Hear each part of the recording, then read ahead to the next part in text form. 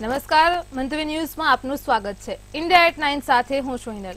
સંસદ સત્રના છઠ્ઠા દિવસે લોકસભા અને રાજ્યસભા બંને વચ્ચે હિન્દુ ધર્મને લઈને વાતચીત કરવામાં આવી તો આખા હિન્દુ સમાજને લઈને લોકસભામાં હોબાળો મચ્યો। રાજ્યસભા બંને ગૃહોમાં ભારે હોબાળો થયો હતો। હિન્દુ પરની રાજનીતિ ફરી શરૂ થઈ હતી। રાહુલ ગાંધીએ વડાપ્રધાન પર આડકતરો નિશાનો સાધતા અને ભગવાન શિવની અભય મુદ્રાનો ઉલ્લેખ કરતા કહ્યું કે તે ડરવાની નહીં અને ડરાવવાની પણ નહીં એવો સંદેશ આપે છે, જ્યારે પોતાને હિન્દુ ગણાવતા લોકો હિંસા કરે છે। ત્યારે રાહુલ ગાંધીના આ નિવેદન પર સંસદમાં હોબાળો મચ્યો હતો। હિન્દુ સમાજનું અપમાન ગણાવ્યું હતું। એટલું જ નહીં, વડાપ્રધાન નરેન્દ્ર મોદીએ પોતે હસ્તક્ષેપ કરતા કહ્યું કે સમગ્ર હિન્દુ સમાજને હિંસક કહેવું અપમાન છે। ત્યારે ગૃહમંત્રી અમિત શાહે વળતો પ્રહાર કર્યો અને રાહુલ ગાંધીએ આ નિવેદન બદલ માફી માંગવાની માંગ કરી હતી। તો રાહુલ ગાંધીએ હિન્દુ પર ટિપ્પણી કરતા શું કહ્યું અને વળતા પ્રહારમાં અમિત શાહે શું તે સાંભળો। शिव जी कहते हैं डरो मत, डराओ मत, अभय मुद्रा दिखाते हैं, अहिंसा की बात करते हैं, त्रिशूल को जमीन में गाड़ देते हैं, और जो लोग अपने आप को हिंदू कहते हैं वो 24 घंटा हिंसा हिंसा हिंसा, नफरत नफरत नफरत, असत्य सत्य असत्य। नहीं नहीं, नरेंद्र मोदी जी पूरा हिंदू समाज नहीं है, बीजेपी पूरा हिंदू समाज नहीं है, आरएसएस पूरा हिंदू समाज नहीं है। ये ठेका नहीं है बीजेपी का। विपक्ष के नेताजी ने कैटेगोरिकली कहा है कि जो अपने आप को हिंदू कहते हैं वो हिंसा करते हैं। मैं फिर से रिपीट करना चाहता हूं, उनका वाक्य था जो अपने आप को हिंदू कहते हैं वो हिंसा की बात करते हैं, हिंसा करते हैं।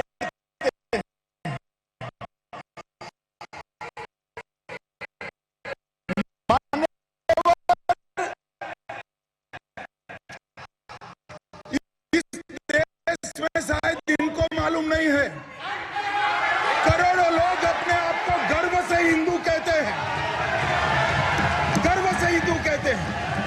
क्या वो सभी लोग हिंसा की बात करते हैं, हिंसा करते हैं? हिंसा की भावना को किसी धर्म के साथ जोड़ना, और इस सदन में और संवैधानिक पद पर बैठे हुए व्यक्ति ने, मैं मानता हूं मान्यवर, उन्होंने इसकी લોકસભાના પ્રથમ ક્ષેત્રનો આજે છઠ્ઠો દિવસ છે અને ત્યારે લોકસભાના સંસદમાં કાર્યવાહી શરૂ થતા જ વિપક્ષે હંગામો મચાવ્યો હતો। આજે રાહુલ ગાંધીએ સંસદમાં નીટનો મુદ્દો ઉઠાવ્યો હતો। રાહુલ ગાંધીએ કહ્યું કે અમે ઈચ્છતા હતા કે સંસદમાં એક દિવસ નીટની પરીક્ષા પર ચર્ચા કરવામાં આવે, કારણ કે નીટ ગેરરીતિને લીધે 2 કરોડ યુવાઓને નુકસાન પહોંચ્યું છે। છેલ્લા 7 વર્ષથી જો વાત કરવામાં આવે તો 70 વખત પેપર લીકની સમસ્યા ઉદ્ભવી છે। ત્યારે રાજનાથસિંહે પ્રતિક્રિયા આપતા જણાવ્યું કે રાષ્ટ્રપતિના અભિભાષણ પર આભાર પ્રસ્તાવ પર ચર્ચા બાદ અમે કોઈ પણ વિષય પર ચર્ચા માટે તૈયાર છીએ। તો રાષ્ટ્રપતિના અભિભાષણ પર રાજ્યસભામાં કોંગ્રેસના અધ્યક્ષ મલ્લિકાર્જુન ખડગે બોલી રહ્યા હતા અને તે જ સમયે ખડગેએ પીએમ મોદી પર પ્રહાર કર્યા હતા। ખડગેએ કહ્યું કે લોકતંત્રમાં અહંકાર નથી। પીએમ મોદી કહેતા હતા કે એક અકેલા સબ પર ભારી। તો ખડગેએ પીએમ મોદીને સ્લોગન આપવામાં માહેર ગણાવતા જણાવ્યું હતું કે વિપક્ષ 10 વર્ષથી કહી રહ્યો છે કે સ્લોગન ન આપો, કામ કરો। હું પૂછવા માંગુ છું, સાહેબ, મણિપુર સળગી રહ્યું છે, તમે એક દિવસ તો જાઓ। તમે 14 દેશમાં ગયા, ચૂંટણીમાં અનેક ભાષણ આપ્યા, મણિપુર કેમ ના ગયા? કેટલાક લોકોનો સાથ આપ્યો, કેટલાકનો વિકાસ કર્યો, ગરીબોનો સત્યનાશ કર્યો। 2024ની ચૂંટણી અહંકાર તોડનારી ચૂંટણી હતી। તો ગત સરકારના 17 મંત્રી હારી ગયા। ખેડૂતોને જીભથી કચોડનારા મંત્રીને જનતાએ જ કચોડી નાખ્યા અને ખતમ થઈ ગયા। તો અમને ઘમંડી કહેતા હતા, ઘમંડ તો તમારું તૂટી ગયું। આજે તમારે 400 પારનો નારો નહીં લગાવવો પડે, 200 પાર છે અને તે પણ મુશ્કેલીથી આવ્યા છે।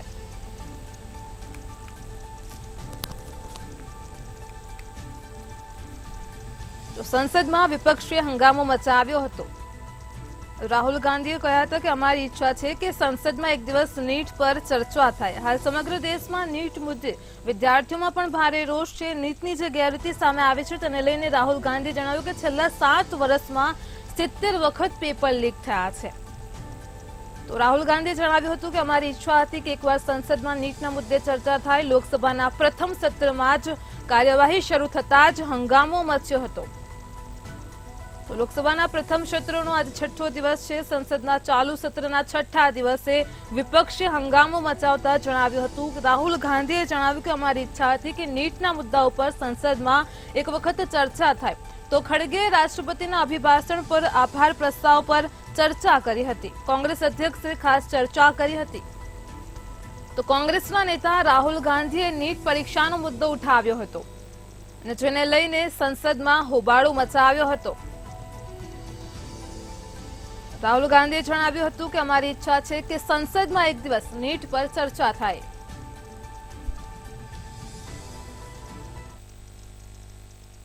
सर पार्लियामेंट से देश को मैसेज जाता है. ठीक है. और हम स्टूडेंट्स को मैसेज देना चाहते हैं कि जो नीट का इशू है ओके. वो पार्लियामेंट के लिए जरूरी है. ठीक है. इसलिए मैसेज देने के लिए हम चाहते थे आप कि एक नोटिस- दिन आप पार्लियामेंट नोटिस चर्चा दें। करे. मैं देखता हूँ. ठीक है. हाँ. At least allow sir, LOP to conclude, sir. No conclude कर दिया उन्होंने पहले विषय. દક્ષિણ દિલ્હીના રિઝર્વ ફોરેસ્ટ વિસ્તારમાં વૃક્ષ કાપવાનો મુદ્દો ચર્ચાનો વિષય બન્યો છે. હવે દિલ્હી સરકારની 3 મંત્રીઓની તથ્ય શોધ સમિતિએ ડીડીએ, વન વિભાગ અને દિલ્હી પોલીસના વરિષ્ઠ અધિકારીઓને નોટિસ પાઠવી છે. ફેક્ટ ફાઇન્ડિંગ કમિટીએ પર્યાવરણ અને વન વિભાગના અગ્ર સચિવ, ડીડીએના vice chairman, principal commissioner DDA, housing commissioner DDA, દક્ષિણ દિલ્હી ડીસીપી અને સંબંધિત પોલીસ સ્ટેશન વિસ્તારના એસએચઓ અને અન્યને સમન્સ પાઠવ્યા છે. જેમાં આજે યોજાનારી બેઠકમાં હાજર રહેવા પણ તેમને આદેશ કર્યો હતો. ત્યારે આ મામલે કોંગ્રેસ મહાસચિવ પ્રિયંકા ગાંધીએ પણ પ્રતિક્રિયા આપી. તેમણે સોશિયલ મીડિયા એક્સ પર લખ્યું કે દિલ્હીના રીઝ વિસ્તારમાં ગેરકાયદેસર રીતે 1100 વૃક્ષો કાપવામાં આવ્યા હતા.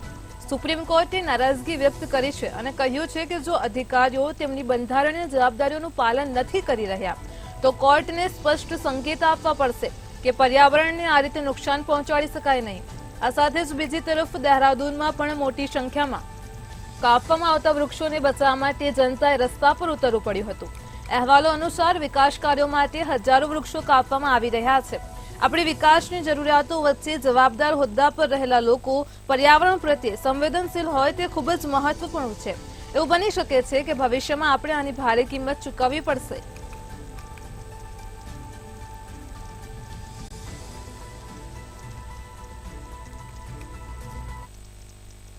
આજથી દેશમાં 3 નવા ફોજદારી કાયદા અમલમાં આવ્યા છે. ભારતીય નાગરિક સુરક્ષા સંહિતા, ભારતીય ન્યાય સંહિતા અને ભારતીય સાક્ષ્ય અધિનિયમ આજથી લાગુ કરી દેવામાં આવ્યા છે. તો નવા કાયદામાં જૂની કેટલીક કલમો હટાવીને કેટલીક નવી કલમો ઉમેરવામાં આવી છે. નવા ફેરફાર બાદ પોલીસ, વકીલો અને કોર્ટની કામગીરીમાં પણ ઘણો બદલાવ આવશે. નવા કાયદા મુજબ એફઆઈઆર થયાના 90 દિવસની અંદર ચાર્જશીટ દાખલ થશે.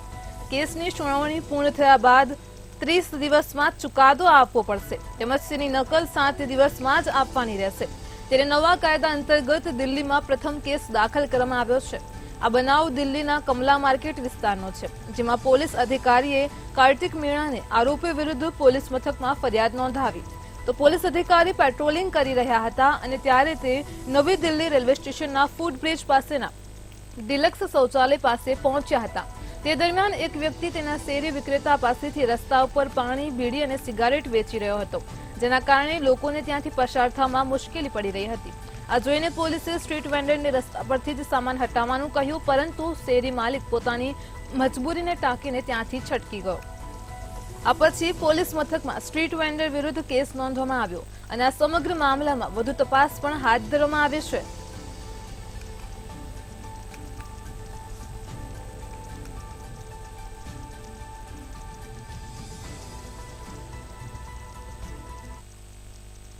દેશની જનતા માટે રાહતના સમાચાર સામે આવ્યા છે. સામાન્ય લોકોને મોંઘવારીમાંથી મોટી રાહત મળી છે.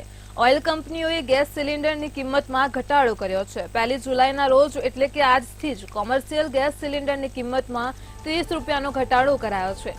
એલપીજી ગેસની કિંમતમાં આ ફેરફાર માત્ર કોમર્શિયલ સિલિન્ડરમાં જ કરાયો છે. તો એલપીજી સિલિન્ડરનું વજન 19 કિલો છે, જ્યારે ઘરેલું એલપીજી સિલિન્ડરનું વજન 14.2 કિલો છે. ઘરેલું સિલિન્ડરના ભાવમાં કોઈ ફેરફાર થયો નથી અને ત્યારે હવે દિલ્હીમાં કોમર્શિયલ સિલિન્ડર 1676 રૂપિયાના બદલે 1646 રૂપિયામાં મળશે. તો બીજી તરફ કોલકાતામાં 1756 રૂપિયામાં, ચેન્નાઈમાં 1809 રૂપિયામાં, મુંબઈમાં 1598 રૂપિયામાં કોમર્શિયલ સિલિન્ડર ઉપલબ્ધ થશે. આજથી 1 મહિના પહેલા એટલે કે 1 જૂન 2024ના રોજ સરકારી ઓઇલ માર્કેટિંગ કંપનીઓએ પણ આ સિલિન્ડરની કિંમતમાં ઘટાડો કર્યો હતો. 1 જૂને 19 કિલોના કોમર્શિયલ એલપીજી સિલિન્ડરની કિંમતમાં 69.50 રૂપિયા પ્રતિ સિલિન્ડરનો ઘટાડો કરાયો હતો. અને તેનાથી અગાઉ જોવા જઈએ તો એપ્રિલ ને મે મહિનામાં પણ ભાવમાં ઘટાડો કરાયો હતો.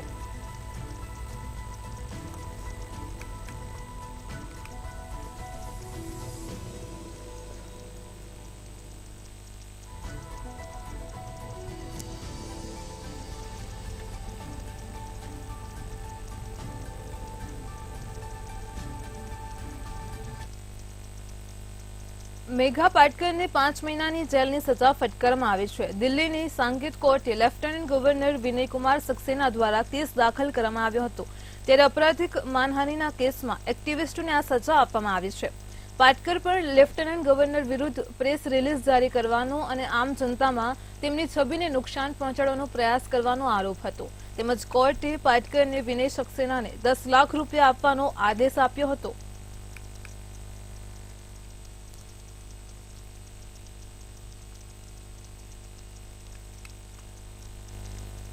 જમ્મુ કાશ્મીરના રિયાસીમાં અસામાજિક તત્વોનો આતંક દિવસે ને દિવસે વધી રહ્યો છે.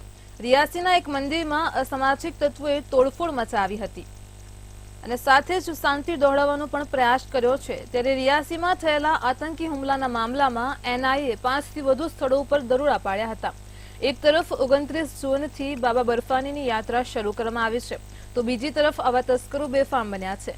આ ઘટનાથી સ્થાનિક હિન્દુઓમાં ગુસ્સો વ્યાપેલો જોવા મળી રહ્યો છે. જ્યાં તોડફોડ કરવામાં આવી તે મંદિર ધર્માદી વિસ્તારમાં સ્થિત છે. આ ઘટનાના કારણે તણાવ ફેલાતા જ પોલીસે એસઆઈટીની રચના કરી છે અને અત્યાર સુધીમાં 12 લોકોની અટકાયત પણ કરવામાં આવી છે. તો પોલીસે અજાણ્યા લોકો વિરુદ્ધ એફઆઈઆર નોંધી અને આ સમગ્ર મામલામાં વધુ તપાસ હાથ ધરી છે. રિયાસીના એસએસપીના જણાવ્યા અનુસાર રાજૌરીમાં બાતમીના આધારે એનઆઈએ દરોડા પાડ્યા હતા.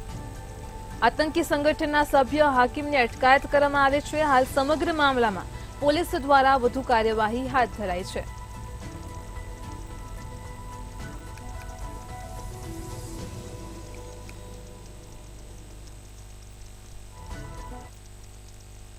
હવામાન વિભાગે દેશભરમાં ધોધમાર વરસાદની આગાહી કરી છે અને ત્યારે આગાહી અનુસાર દેશના 5 રાજ્યોમાં રેડ એલર્ટ આપવામાં આવ્યું છે, તો 16 રાજ્યોમાં ઓરેન્જ એલર્ટ જાહેર કરવામાં આવ્યું છે. ત્યારે દિલ્હી, હરિયાણા, ઉત્તર પ્રદેશમાં પણ ઓરેન્જ એલર્ટ જાહેર કરાયું છે. જોકે દક્ષિણ અને મધ્ય ભારતમાં સામાન્ય વરસાદની સંભાવના છે. જ્યારે જમ્મુ કાશ્મીર, રાજસ્થાનના મોટાભાગના વિસ્તારોમાં હવામાન સ્વચ્છ રહેવાની પણ ધારણા છે. તો મધ્યપ્રદેશ, ઓડિશા, આંધ્રપ્રદેશ અને દક્ષિણ ભારતીય રાજ્યોમાં હવામાન સામાન્ય રહેવાની ધારણા છે. મહારાષ્ટ્ર, ગુજરાત, રાજસ્થાનના ભાગો અને ઉત્તર ભારતીય રાજ્યો માટે ઓરેન્જ એલર્ટ જાહેર કર્યું છે. જ્યારે પૂર્વોત્તર રાજ્યો માટે રેડ એલર્ટ જારી કરવામાં આવ્યું છે. તો હવામાન વિભાગના જણાવ્યા અનુસાર ગુજરાતમાં આગામી 4 દિવસ સુધી વરસાદી માહોલ રહેશે અને ત્યારે આઈએમડીના જણાવ્યા અનુસાર આગામી 2 દિવસમાં દક્ષિણ અને મધ્ય ગુજરાત અને સૌરાષ્ટ્ર વિસ્તારમાં છૂટાછવાયા સ્થળો પર ભારે વરસાદની સંભાવના વ્યક્ત કરાઈ છે. તો સાથે જ બિહાર, નાગાલેન્ડ, મિઝોરમ, ત્રિપુરા, મણિપુર, ગુજરાત, ગોવા, પંજાબ, રાજસ્થાન, મહારાષ્ટ્ર, હરિયાણા, ચંદીગઢ, દિલ્હી, હિમાચલ પ્રદેશમાં ઓરેન્જ એલર્ટ આપ્યું છે. તો સાથે જ આસામ, મેઘાલય, અરુણાચલ પ્રદેશમાં રેડ એલર્ટ આપવામાં આવ્યું છે.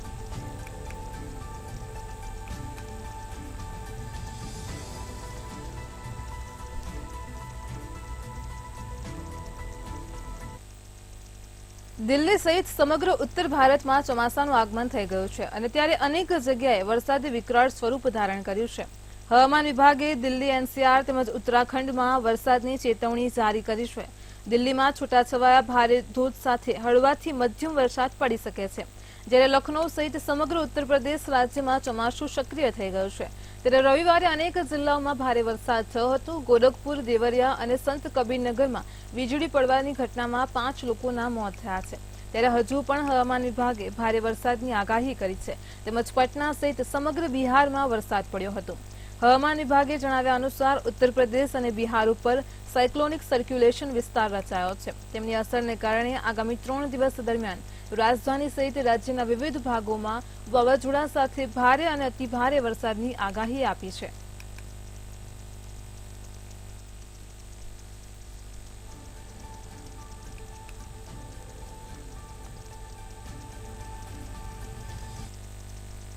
દેશભરમાં મેઘરાજા તાંડવ મચાવી રહ્યા છે અને ત્યારે મહારાષ્ટ્રમાં મગરનું તાંડવ સામે આવ્યું છે. મહારાષ્ટ્રના રત્નાગીરીના ચિપલુણમાં એક મગર રસ્તા ઉપર લટાર મારતો જોવા મળ્યો હતો. મહારાષ્ટ્રની શિવ નદીમાં મોટી સંખ્યામાં મગરો વસવાટ કરતા હોય છે. ત્યારે ભારે વરસાદના કારણે મગર શિવ નદીમાંથી રોડ પર આવી ગયો હોવાની લોકોએ આશંકા સેવી છે.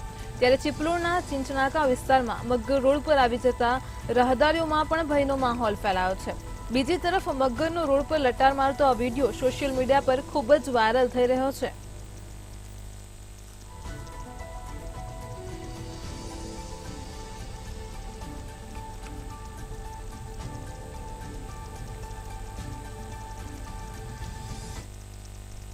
આસામમાં ભારે મેઘ ખાંગા થયા છે અને જેના કારણે જનજીવન પ્રભાવિત થયું છે.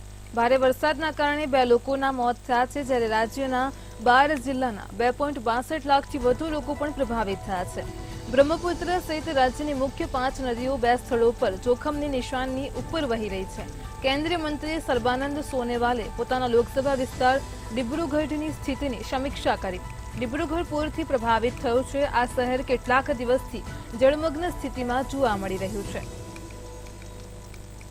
તો પૂરના લીધે 2 લોકોના મોત પણ નીપજ્યા છે.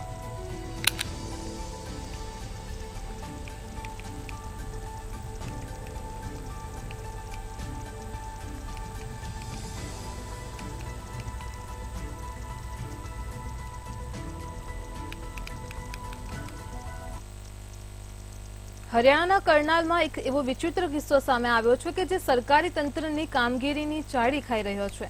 એક તરફ મુસળધાર વરસાદ વરસી રહ્યો છે અને બીજી બાજુ નમસ્તે ચોક પાસે ડામરથી ભરેલું મશીન રોડ બનાવવાનું કામ કરી રહ્યું છે.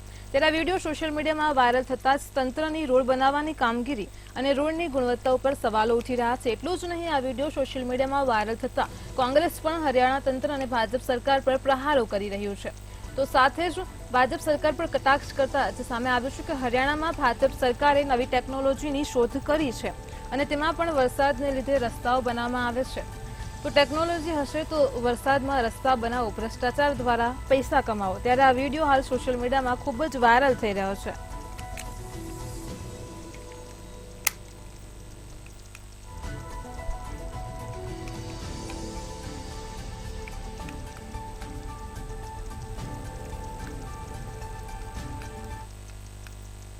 મહારાષ્ટ્રના લોનાવાલામાં ભૂશી ડેમ પાસે પિકનિક મનાવવા ગયેલા એક જ પરિવારના 5 લોકો નદીમાં તણાયા હોવાની ઘટના સામે આવી છે.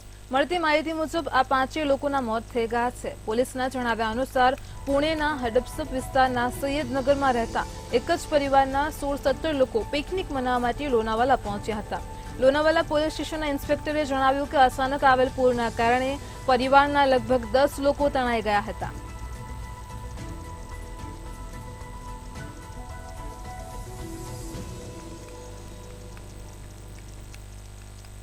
આ વર્ષે અમરનાથ યાત્રાની શરૂઆત 29 જૂનથી થઈ છે અને ત્યારે આજે બાબા બર્ફાનીની યાત્રાનો 3જો દિવસ છે.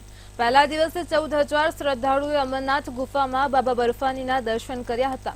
52 દિવસની યાત્રા 19 ઓગસ્ટે પૂરી થશે. આ યાત્રા દરમિયાન રવિવારે પહેલગામના ચંદનવાડી ખાતે મુસાફરોને લઈ જઈ રહેલી કારને અકસ્માત નડ્યો હતો, જેમાં 2 શ્રદ્ધાળુઓને ગંભીર ઈજા પહોંચી હતી. તો ઈજાગ્રસ્ત લોકોની ઓળખ ઝારખંડના વિજય મંડળ અને ગુરવાદેવી તરીકે થઈ છે. બીએસએફ બંને ઈજાગ્રસ્તોને સારવાર અર્થે ડીઆરડીઓ હોસ્પિટલમાં લાવ્યા હતા. અત્યારે બંને લોકો સારવાર હેઠળ અનંતનાગની જીએમસી હોસ્પિટલમાં દાખલ છે. બંનેની હાલત ગંભીર હોવાનું કહેવાઈ રહ્યું છે.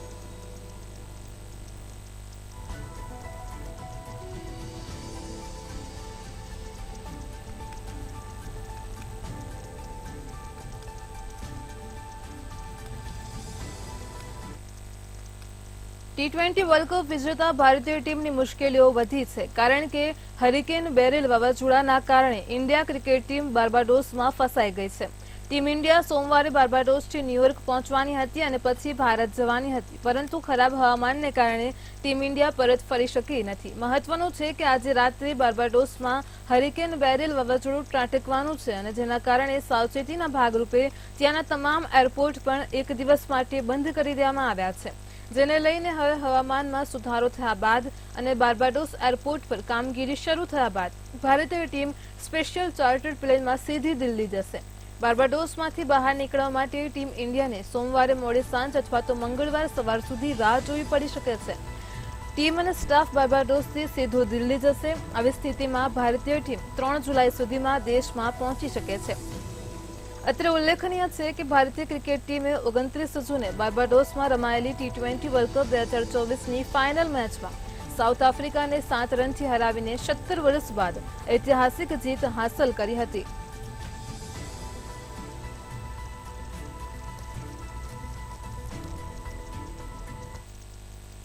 દ્વારકા જિલ્લામાં વરસાદની એન્ટ્રી થઈ છે. સમાચાર સામે આવી રહ્યા છે દ્વારકાથી. દ્વારકા જિલ્લામાં મેઘરાજાની એન્ટ્રી થઈ છે. તો ભાણવડમાં ધોધમાર વરસાદની શરૂઆત થઈ હતી. શહેરના અનેક વિસ્તારોમાં વરસાદી પાણી જોવા મળ્યા હતા. અડધા કલાકથી પણ ધોધમાર વરસાદ પડી રહ્યો હતો. તો વરસાદથી ખેડૂતોમાં ખુશીનો માહોલ જોવા મળ્યો છે. દ્વારકા જિલ્લામાં વરસાદની એન્ટ્રી થતા જ રસ્તાઓ પર પાણી ફરી વળી ગયા હતા. રસ્તાઓ પર પાણી જોવા મળ્યું હતું. તો ભાણવડમાં ધોધમાર વરસાદની શરૂઆત થઈ હતી. સાથે જ શહેરના અનેક વિસ્તારોમાં વરસાદી પાણી ભરાયા હતા. તો આજરોજ દ્વારકાના ભાણવડ ખાતે વરસાદી માહોલ જોવા મળ્યો છે. સાથે જ વરસાદ પડવાથી વાતાવરણમાં ઠંડક પ્રસરી છે. ખેડૂતોમાં ખુશીનો માહોલ છે. તો રસ્તા ઉપર પાણી પણ ફરી વળ્યા હતા. ભાણવડમાં ધોધમાર વરસાદ પડ્યો હતો. શહેરના અનેક વિસ્તારોમાં વરસાદી પાણી જોવા મળ્યા હતા. તો વરસાદથી ખેડૂતોમાં ખુશીનો માહોલ જોવા મળ્યો હતો. દ્વારકા જિલ્લામાં વરસાદની એન્ટ્રી થઈ ગઈ છે. સમી સાંજે ભાણવડ ખાતે ધોધમાર વરસાદની શરૂઆત થઈ હતી. ભારે વરસાદના પગલે રસ્તા ઉપર પાણી ફરી વળ્યા હતા. તો સાથે જ ખેડૂતોમાં ખુશીનો માહોલ છે. વરસાદ પડતા જ વાતાવરણમાં ઠંડક પ્રસરી હતી. અમરેલીમાં મુસળધાર વરસાદ પડ્યો હતો. સમાચાર સામે આવ્યા છે. જે રીતે હવામાન વિભાગે આગાહી કરી છે, આગામી 5 દિવસ સુધી સમગ્ર રાજ્યમાં વરસાદી માહોલ જોવા મળશે. તો અમરેલીના ગીર કાંઠાના વિસ્તારોમાં પણ ગીર જંગલની બોર્ડર પર આવેલા ગામોમાં વરસાદ ખાબક્યો હતો. ગોવિંદપુર, કુબડા સહિતના ગામોમાં વરસાદી માહોલ જોવા મળ્યો હતો. તો સતત વરસાદથી ગીરની વનરાજી ખીલી ઉઠી હતી. ગીર નદીના નયનમય દ્રશ્યો પણ સર્જાયા હતા. તો અમરેલીમાં ગીર કાંઠાના ગામોમાં મુસળધાર વરસાદ પડ્યો હતો. ગીર જંગલની બોર્ડર પર આવેલા ગામોમાં વરસાદી પાણી જોવા મળ્યા હતા. ગોવિંદપુર, કુબડા, સુખપુર, કાંસા સહિતના ગામોમાં સતત વરસાદ પડ્યો હતો. સાથે જ ગીરની વનરાજી ખીલી ઉઠી હતી. તો ગીર નદીના આ નયનમય દ્રશ્યો પણ સામે આવ્યા હતા. તો અમરેલીમાં ગીર કાંઠાના ગામોમાં ગ્રામ્ય વિસ્તારોમાં ભારે વરસાદ પડવાને લીધે રસ્તા ઉપર પાણી જોવા મળ્યા હતા. ખેડૂતોમાં ખુશીનો માહોલ જોવા મળ્યો હતો. તો કુબડા, સુખપુર, કાંસા સહિતમાં સતત વરસાદથી ગીરની વનરાજી ખીલી ઉઠી હતી. ગીર નદીના નયનમય દ્રશ્યો સર્જાયા હતા. વરસાદ પડવાને લીધે વાતાવરણમાં પણ ઠંડક પ્રસરી હતી. તો અમરેલીમાં મુસળધાર વરસાદ ખાબક્યો હતો. ગીર જંગલની બોર્ડર પર આવેલા ગામડાઓમાં વરસાદી માહોલ જોવા મળ્યો હતો. તો સતત મેઘમહેરથી ગીરની વનરાજી ખીલી ઉઠી હતી અને જે દ્રશ્યો આપ જોઈ શકો છો, ગીર નદીના આ નયનમય દ્રશ્યો સામે આવ્યા હતા.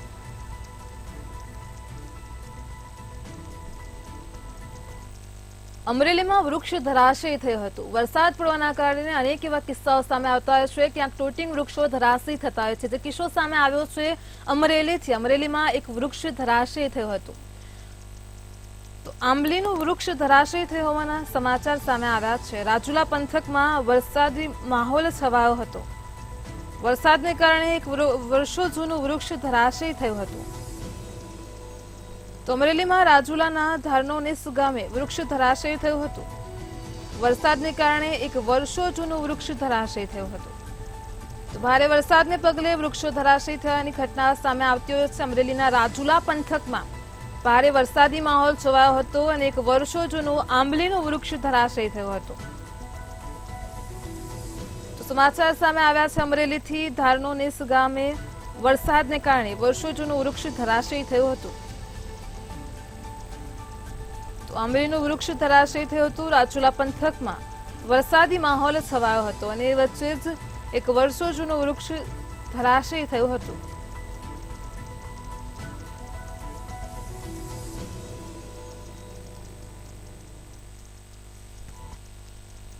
કચ્છના અંજારમાં 45 વર્ષીય એક વ્યક્તિ ડૂબ્યા હોવાની ઘટના સામે આવી છે.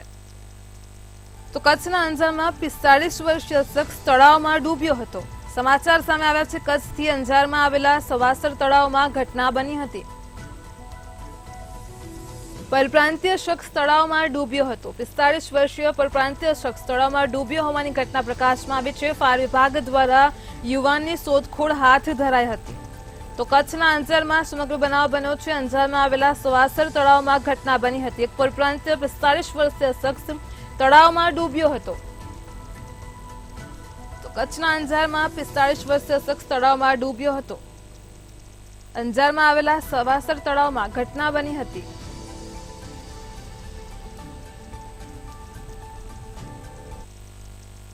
બોટાદમાં ખાણ ખનીજ વિભાગે દરોડા પાડ્યા હતા. સમાચાર સામે આવી રહ્યા છે બોટાદથી. ખાણ ખનીજ વિભાગે તવાઈ મચાવી હતી. તો બોટાદથી સમાચાર છે. ખાણ ખનીજ વિભાગે દરોડા પાડ્યા હતા. જે સમગ્ર વિગત સામે આવી રહી છે.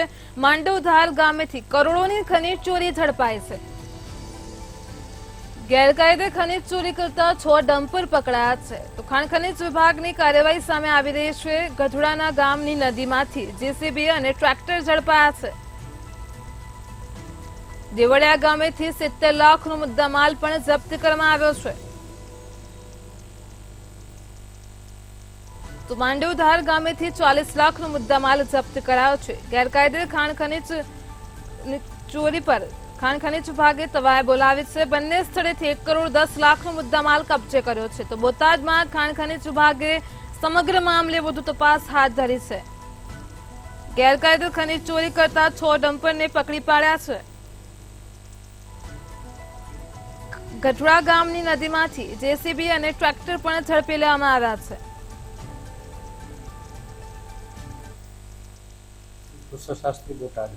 આજે ગઢડા તાલુકાની અંદર કઈ ખનીજ ચોરી પકડાણી, કેટલી ચોરી પકડાણી, કેટલો મુદ્દામાલ?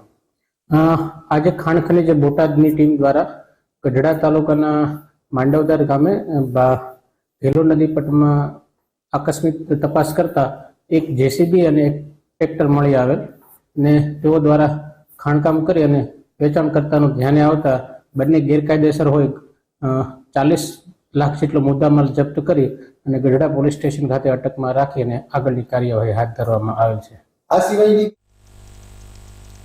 ઇન્ડિયા એટ 9 માં હાલ આટલું જ. વધુ સમાચાર માટે જોડાયેલા રહો મંતવ્ય ન્યૂઝ સાથે. નમસ્કાર.